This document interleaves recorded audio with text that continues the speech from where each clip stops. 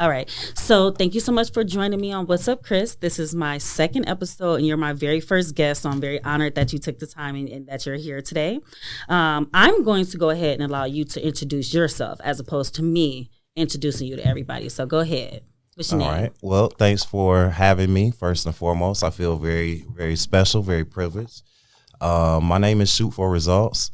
I'm a personal trainer and CPL instructor.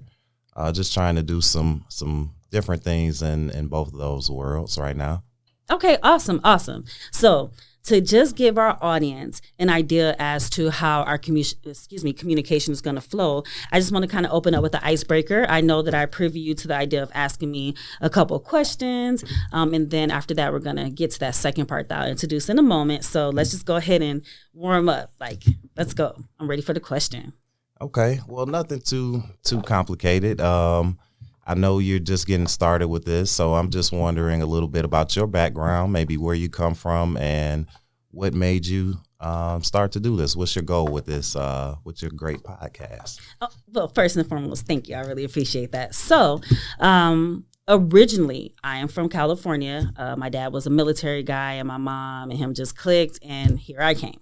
And throughout the course of their relationship, we lived in several places, but we ended up in Detroit, and my parents got a divorce, and I stayed with Dad. So Dad raised myself and my two brothers in this city.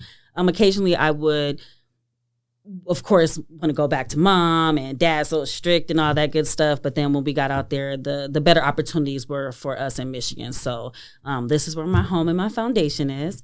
As far as why I'm doing this podcast is because I feel like a lot of the issues that we have in our community as like a whole nation, the issues we have in our community as far as being Black in America is because we don't have the necessary conversations to help build tolerance with one another. A lot of times we have reasons why we should be at odds with each other. And a lot of times we can remedy that by having conversation. It's just that simple. Once you get to know the person behind the race, the person behind the man, the person behind the woman, and you start to dive in there and get to, like, you extract information, you have that exchange, it humanizes that other person. So that's why I want to do this. And I enjoy talking. So this is just a wonderful platform all around. So yeah, that's why we're doing this thing. All right.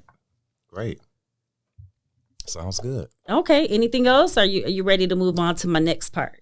We can move on. Okay. I'm going to just reiterate for my audience what I just did. That's going to be the platform, the standard with all of my guests is that you're going to be able to ask me any questions. I try to do up to 3 for timing purposes, but, just whatever comes off, I'm willing to answer, and I'm an open book. So that's going to be questions with Chris. So thank you for breaking that in for me. No problem. This next part is what I get excited about, too. This is the opportunity for my guest to open up and hype themselves up in any capacity. Like, what makes you who you are? What's your business? What's your brand? What do you do? What makes you tick? Like, what's your thing? Well, right now, what I'm doing and what I'm putting a lot of energy in is my CPL business. Mm-hmm. So I'm doing instructing as far as the CPLs go, of course, but I'm also doing what I call an exotic gun range experience. So with everything kind of being shut down right now and the times being the way that they are, last year was definitely a rough year for everybody. I felt like I wanted to do something where people just got an opportunity to get out and have some fun, maybe have 30 minutes to an hour to just, enjoy themselves, but at the same time also get some training in. Okay. It's just something I learned is lately, some of us are trained and some of us aren't. So the training part is also very important as well. Absolutely. So I have a question for you. I don't want to get into the whole thing at this moment, but I'm curious because you said it's been rough, and it has been rough. So people have, they have found interesting ways to brighten up their day, to get, like, how can I explain it? like I know myself, I've been more creative as to how I exercise my time to bring more enjoyment to my life. And it's not just going to the movies. It's not just going out to dinner. It's like we had to completely change our entertainment and everything. So when you said to have some fun, how do people, like, how are they having fun? Is it like, do people feel empowered when they're at their range? Like, what makes it like a fun experience for people? I definitely think people feel empowered. I think it's the kind of the transformation of seeing people when they first come in. They're a lot of times they're nervous. A lot of people that come to me have never shot guns or never been to the range. So seeing them be nervous and then transform into being comfortable and actually enjoying themselves is big.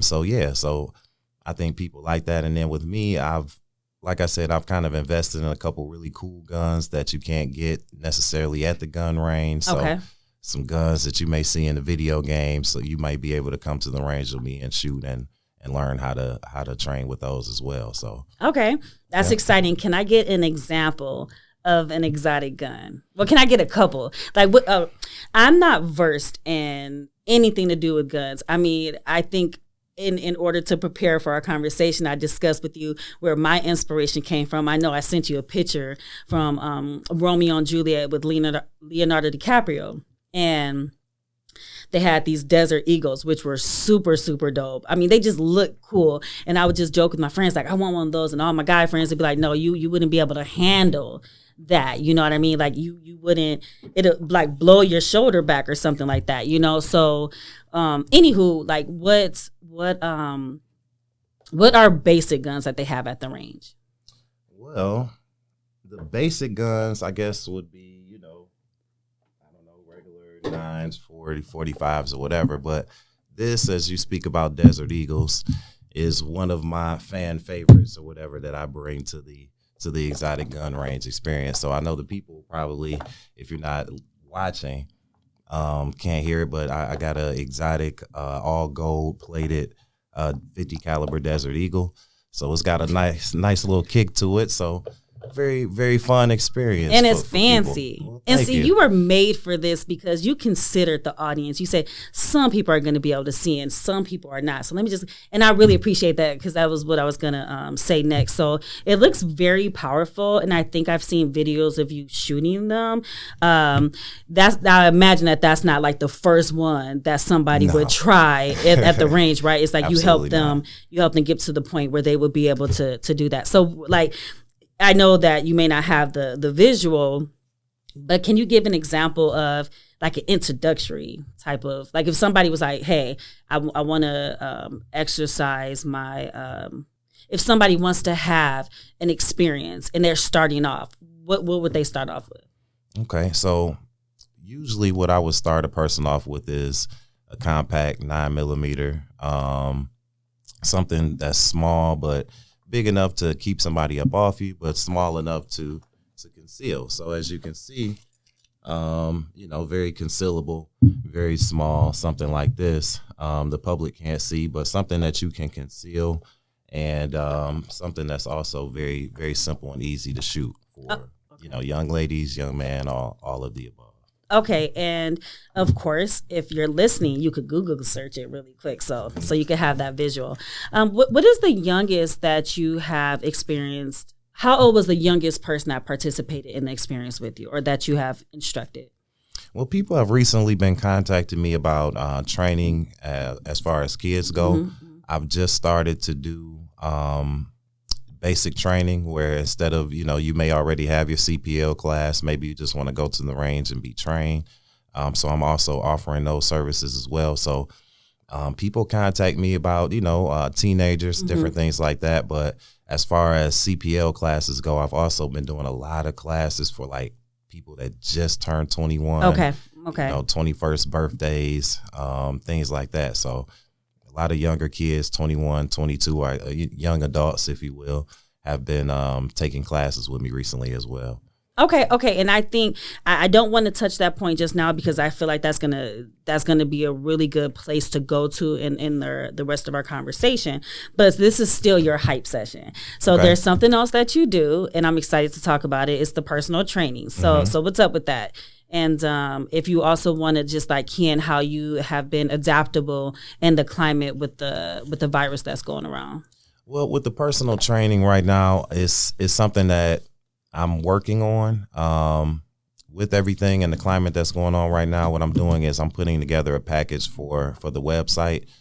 So right now I have the Shoot for Results website that I'm implementing both the CPL classes and the personal training. So kind of like a one-stop shop where you can just come on the website. Yep. So you can like bulk up and you can like, so you can handle those. That's pretty cool. That's pretty cool. So that's really amazing. So you're going to have like on your website the like combo deals, if you will, the training on both ends of that, and the breakdown as to those. Okay, that's pretty dope. That's pretty dope. And have you received any feedback about that idea or anything like that? Well, no. So far, people like the idea. I know it's a lot of people who want to be hands on as far as the training goes. And some people are still afraid to get out with the COVID and everything like that. So I'm trying to basically put together a situation where you can have a little bit of both, or I can at least adapt to whatever you want. Okay, that is phenomenal. And just another quick question in reference to your personal training. Are you accommodating as far as the parties who are interested, like going to their location, or do you typically have people meet you at a particular place or anything? Yeah, right now, to be honest, I'm not doing a lot of in-person personal training. Okay. Like I said, I'm just kind of working on the program to get it online at the moment. So it's a lot of different things that I'm working on as far as that goes, to get it virtual. Okay. As far as that, but then in the future, I may, once things start back up, we may be able to do a little bit more in-person things in the future. Okay. Well, you have to protect yourself as well as the parties involved. I feel like it's getting to a better place, especially, with vaccinations and things like that. If people are participating, or maybe, the herd immunity that's potentially happening, where people are excited to kind of try to get back to whatever type of normalcy that we can have. So I think that that's really exciting, and to have those options that you had to, with COVID, having to adapt to everyday practices. So something as far as even working out is really dope that people are putting that online. My brother has been trying to encourage me to do Beachbody, and I'm like, dude, how am I supposed to be working out with the I can't. It's not my thing. Like, I like being outside. So if I could find something outside to do, that would be amazing. Like, I like going on trails and stuff. But anyway, that's not the point of what you were talking about. But just the fact that you're able to adapt and think into the future, because the things that we have, how we have adjusted is not going to change, So, yeah, that's pretty dope. Anything else you want to talk about? This is still, you got a couple more minutes. This is a free space for my guests, because sometimes we have to hype ourselves up, right? And there's nothing wrong with that, because we are constantly, I'm not doing everything I should do. I have so much to accomplish. It's like, but take a moment and recognize where you are. So if there's anything else you want to put out there, let's just talk about it. Well, thank you. Well, really, I just want people to make sure that you pay attention to my Instagram page, which is Shoot for the number 4 results, as well as the website, same thing, shootforresults.com. Mm-hmm. I'm putting a lot of content on there. So a lot of things you'll be able to just see visually, a lot of cool visuals, videos of people experiencing my exotic gun range experience, as well as just being trained. I'm going to try to put forth a lot more informational things as well. Okay. So a lot of my energy right now is going towards both of those platforms. So if you guys could just support me with that. Also, just trying to break through in this gun world, period, is very difficult right now. So I'm really appreciating the support that I've been getting lately, and hopefully we can continue. I'm working on a lot of ideas in the next year or two. So please, if you need anything, let me know. And again, I appreciate this platform for being able to talk about it a little bit and get some more eyes and ears to the movement I'm trying to put forward. Well, I'm going to, before we move on, I'm going to feed into the hype session myself. my interest was piqued looking at your Instagram, and the level of comfortability that people have, and they're excited and they give you this great feedback and all of that, and it's really cool to see somebody who looks like me doing that.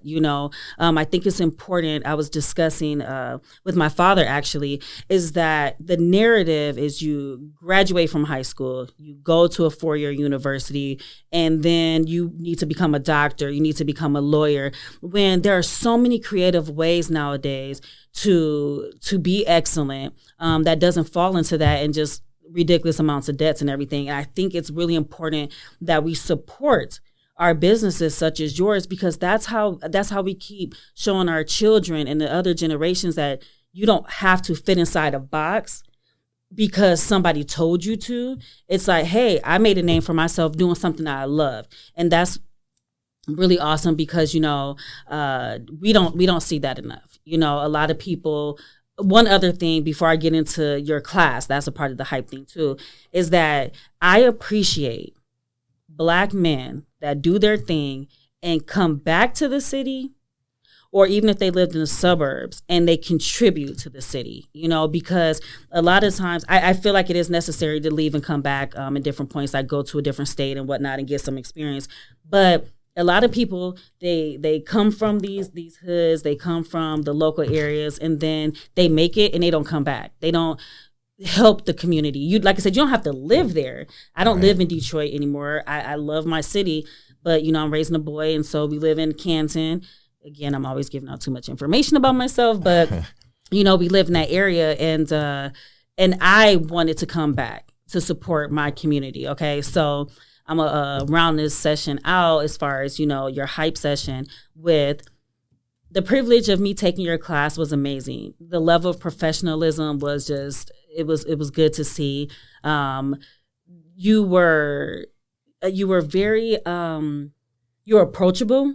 You gave some really good information, things I would have never even thought to ask, So even if I see somebody who is carrying their weapon or something, like, hey, I learned this, you shouldn't be pointing it that way, or you shouldn't do this and all these different things. I really recommend everybody to take the class. It was in the comfort of my home, and the way that you spoke, you knew you were educated. You weren't just out here like, hey, I'm trying to hustle in this business. You know what you're talking about. So that was so encouraging, because some people, they half-ass the stuff that they do. They're just really like trying to make money, but they're not putting the quality behind. And this isn't just Black folks. It's not about that. It's just young people who are branding themselves for the sake of having a brand, but there's no integrity behind it. So I appreciated you value my time by being so prepared and, again, professional. And it was just cool. It was just really, really cool to talk about that. Okay, so I just wanted to give you a kudos for that. Well, thank you. That means the world to me. Honestly, the feedback that I get from people, hearing things like that is the reason why, it keeps me going. So that is greatly appreciated. Okay. Thank you. You're very, very welcome. It's interesting that you mentioned that for people's 21st birthday, or things like that they're taking your class and all that good stuff, and they're going to the range. Do you feel like there's any climate that's causing that to happen? Because I would have never thought on my 21st birthday to be conscious about being able to shoot a gun. Do you feel like it has anything to do with, like I said, the climate that's we're dealing with?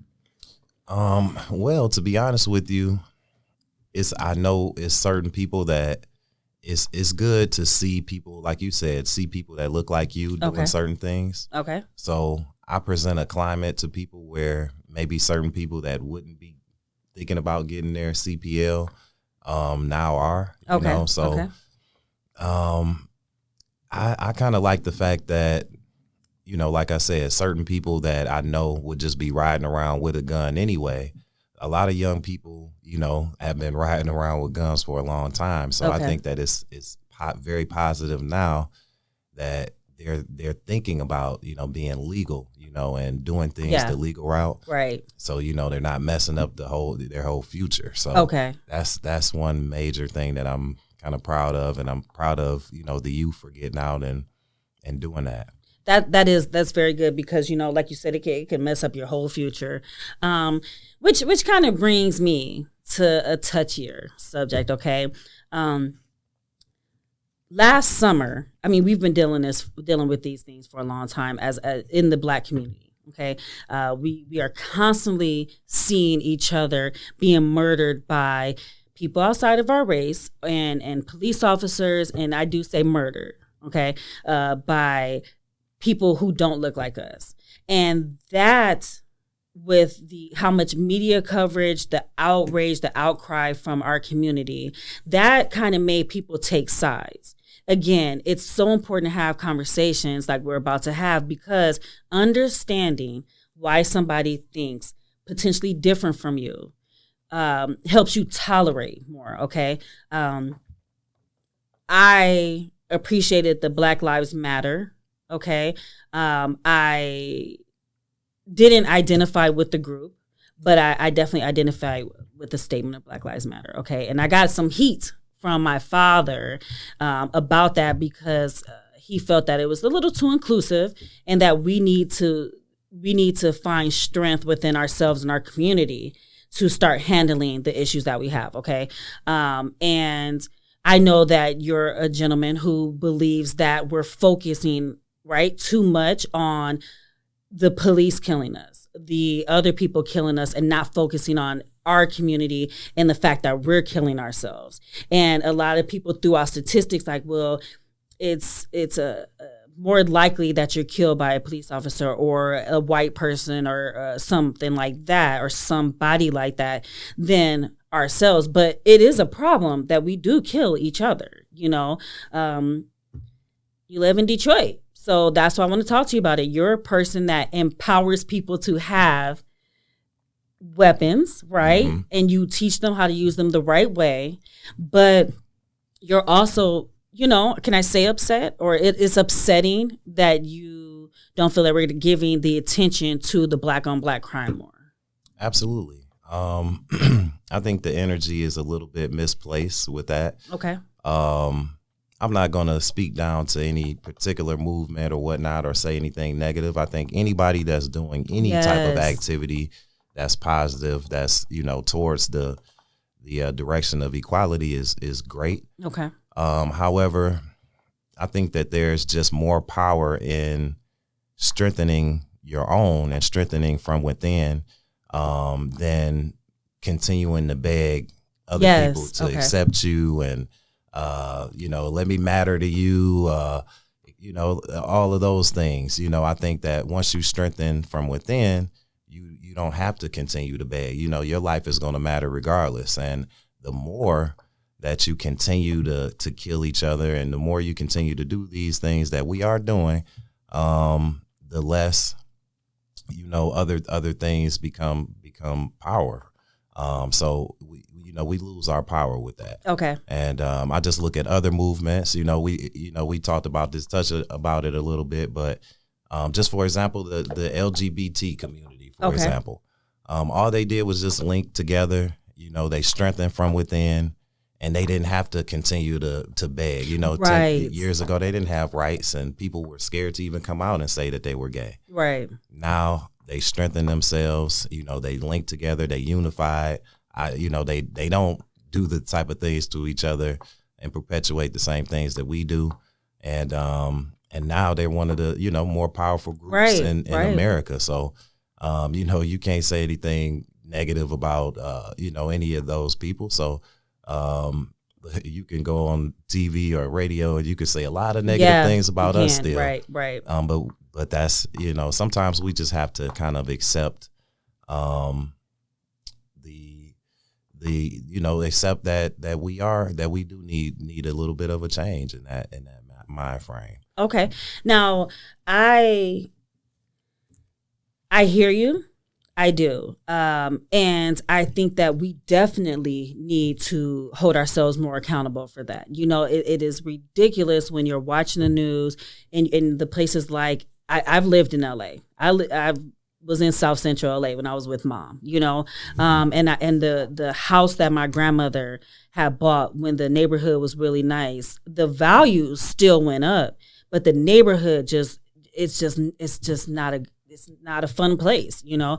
Not too long ago, I was working on a commercial with me being a hairstylist, and people come into that area because it's cheap to come in and film. And this was for a very expensive watch, you know, and it still was scary. Like at one point we did hear like a gunshot and it was like, yo, we are in South Central, you know. One thing that concerns me is it seems like we always have to pick a side, and it's extreme because to some people feel like if you pick that, you know, we need to work within and become more self-reliant and focus on the issues like us killing each other.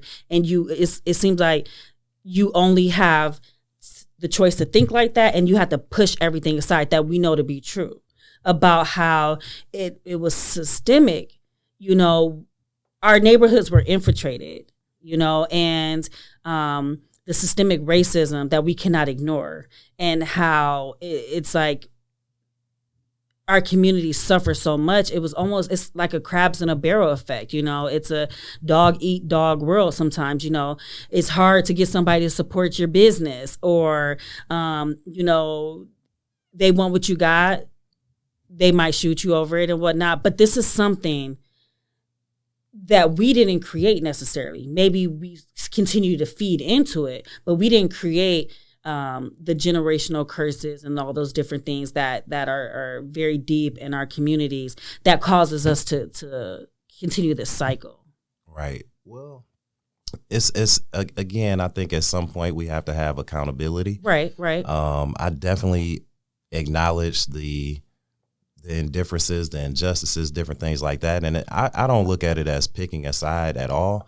I just think that maybe the media has created this energy and somehow this misconception that racial murders are somehow more important than, or more something that we should pay attention to more than the things that are actually affecting us on an everyday basis. So as you mentioned, you know, I'm a young Black man from Detroit. Unfortunately, the fact of the matter is, when I walk out the door every day, if I want anything of value, if I have anything of value, the thing that I'm more concerned about that's going to affect me aren't necessarily a white man somewhere, a racist white man, or a racist police officer. Probably going to be somebody that looks like myself. If I end up tomorrow, if you hear that shoot for results or somebody that killed me some kind of way, it's probably more than likely going to be somebody that looked like me. And that's a fact. So we have to, you know, kind of identify with that. Just like I was a basketball coach at one time, and I'll just cut this short a little bit, but it's just my little sports metaphor. When I coach kids, if we go to the suburbs somewhere, or maybe we play against another team that I know we may not get calls from the referee, right? I know that we're not going to get certain foul calls or whatever. I'm not going to tell my team, okay, let's go in here.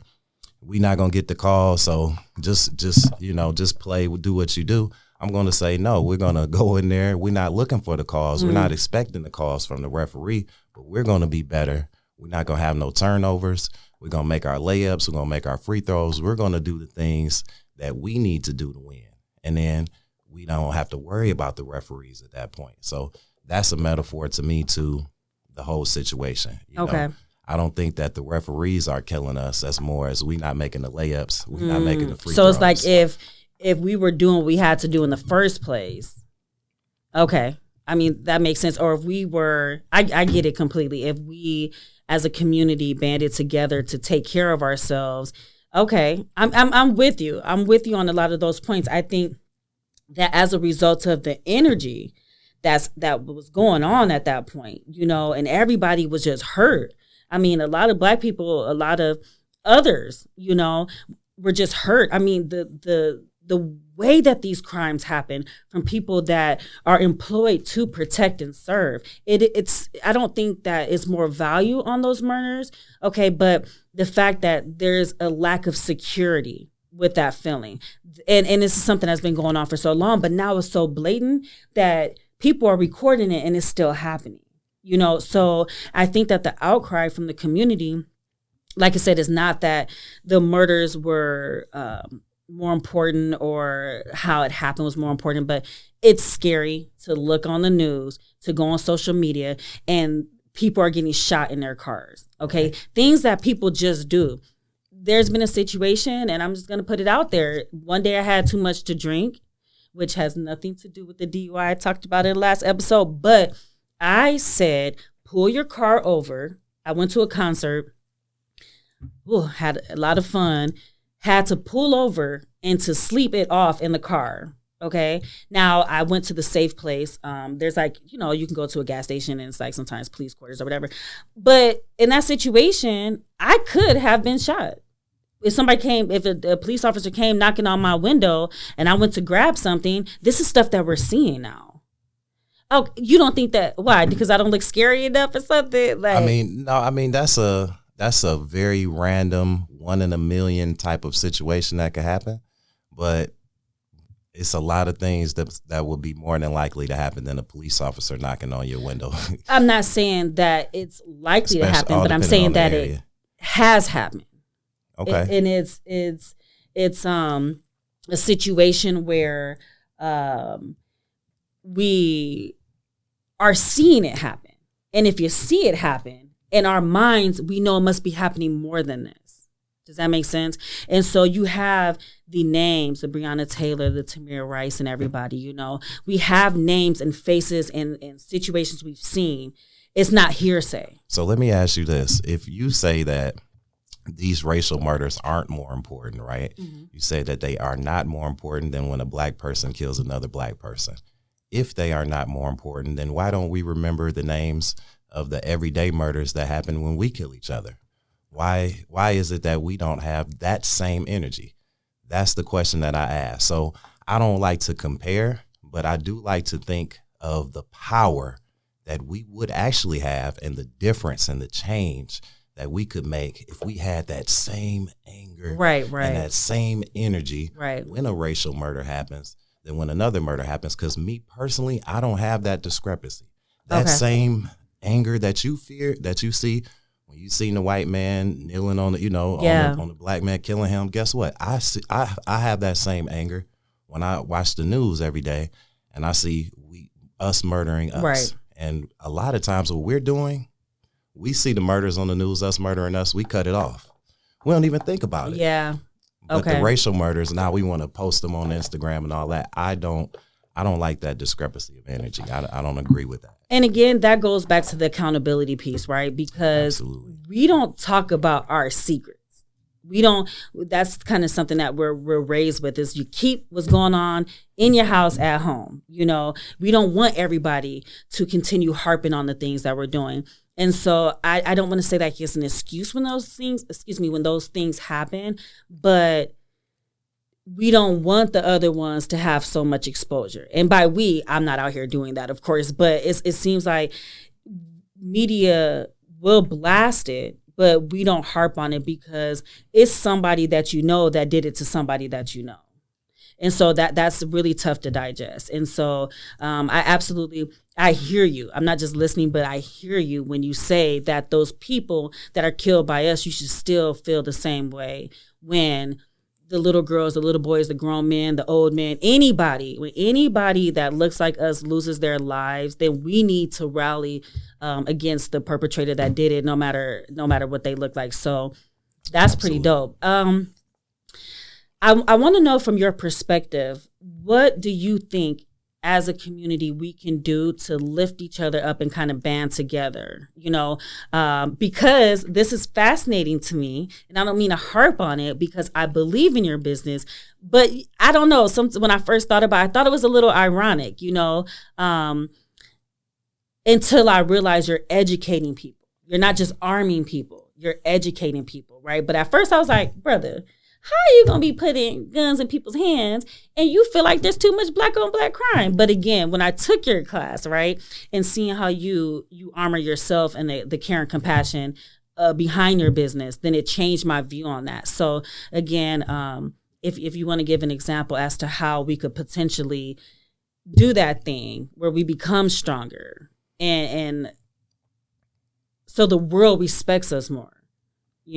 Because the first thing they want to say is, well, you Negroes and far worse, y'all out here killing. That's the first thing that people say. Well, you're killing each other. So who cares, really?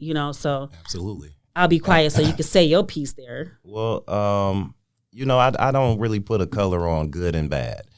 I look at people as individuals. I try to look at people as individuals. And as far as the business aspect goes, I just like to create a sense for people who are good, who are law-abiding citizens, regular people who aren't criminals, who aren't out here trying to rob and kill and take out of your pocket. I just want people to feel like they're not victims in the world. Okay. I've lost several family members, people I've had conversations with, and I've talked about, arming yourself and just being able to protect yourself against violence in general. So that is just something that's very important to me. And as far as how we can uplift and make it better, I think it starts with the simple acknowledgement.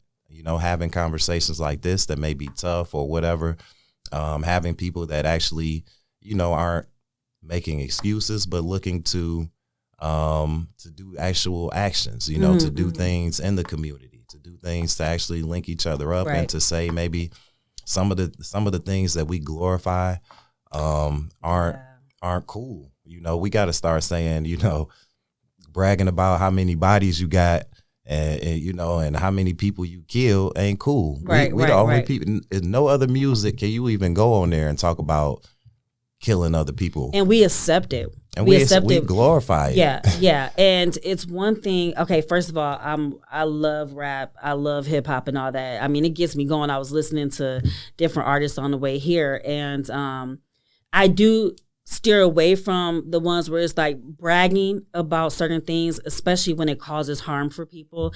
At one point, I felt like it was more like in defense, but now it's just like because people want to be popular and they just say whatever now, pump faking for these kids and stuff, but you're causing a dangerous cycle to happen because we know the impacts on music in our community. And it's not just music, it's also the glorification on all the streaming that we have. We have access to so many shows and things, and we can go on and on about that because, sometimes I have to, as an adult, as a woman, I tell myself, girl, you don't need to watch. What are you doing? So if it's not solution oriented or if it's not to bring the negative light that it should, then I'm not messing with it. I'm just not watching people shoot each other just for shooting each other, So I think that that's really important. Again, acknowledging we are killing each other, period. We're not just protecting ourselves. It's because I want what you got, something that you said, At the end of the day, it's like this.